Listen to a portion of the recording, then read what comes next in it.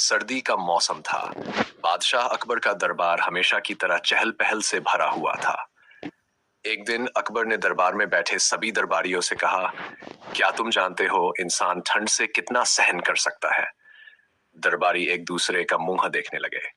अकबर ने अपनी बात को आगे बढ़ाते हुए कहा, मैं एक चुनौती देता हूँ। अगर कोई व्यक्ति पूरी रात ठंड यमुना नदी के पानी में खड़ा रह सके तो मैं उसे बड़ा इनाम दूंगा। दरबार में खुसुर फुसुर शुरू हो गई। ये चुनौती सुनकर सबका चेहरा उतर गया। तभी एक गरीब आदमी दरबार में खड़ा हुआ और बोला, जहांपना, मैं ये चुनौती स्वीकार करता हूँ। अकबर ने उसकी हिम्मत की सराहना की और उसे नदी पर खड़ा करने का इंतजाम करने का हुक्म दिया। रात की चुनौती। रात गहराती जा रही थी।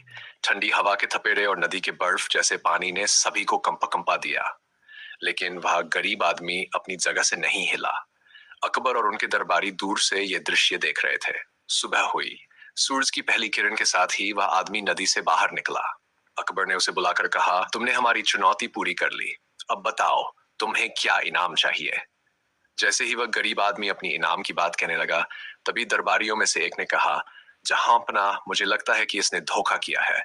अकबर ने हैरानी से पूछा, कैसा धोखा? दरबारी बोला, जहांपना, इसने नदी के पार जल रही एक मशाल की गर्मी से ठंड को सह लिया। इसे इनाम देना ठीक नहीं होगा। अकबर सोच में पड़ गए। उन्होंने फैसला सुनाया, अगर ये मशाल की गर्मी से बचा है तो यह चुनौती अधूरी मानी जाएगी, इसे इनाम नहीं दिया जाएगा।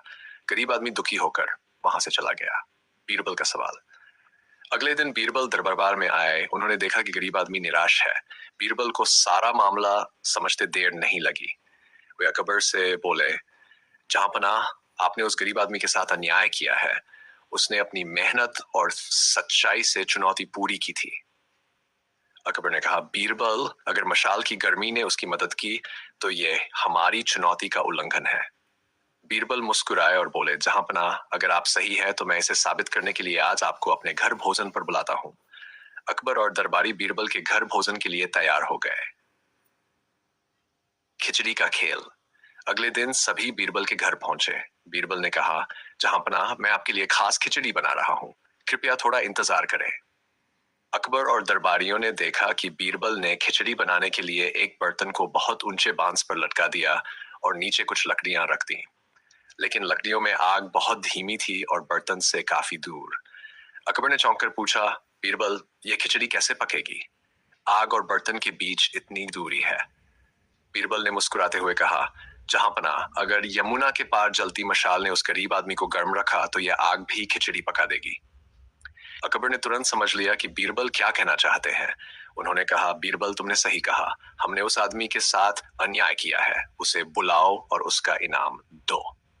अकबर ने तुरंत उस गरीब आदमी को बुलाया और न केवल उसका इनाम दिया बल्कि उससे माफी भी मांगी। उन्होंने अपने दरबारियों को चेतावनी दी कि भविष्य में किसी के साथ अन्याय न करें।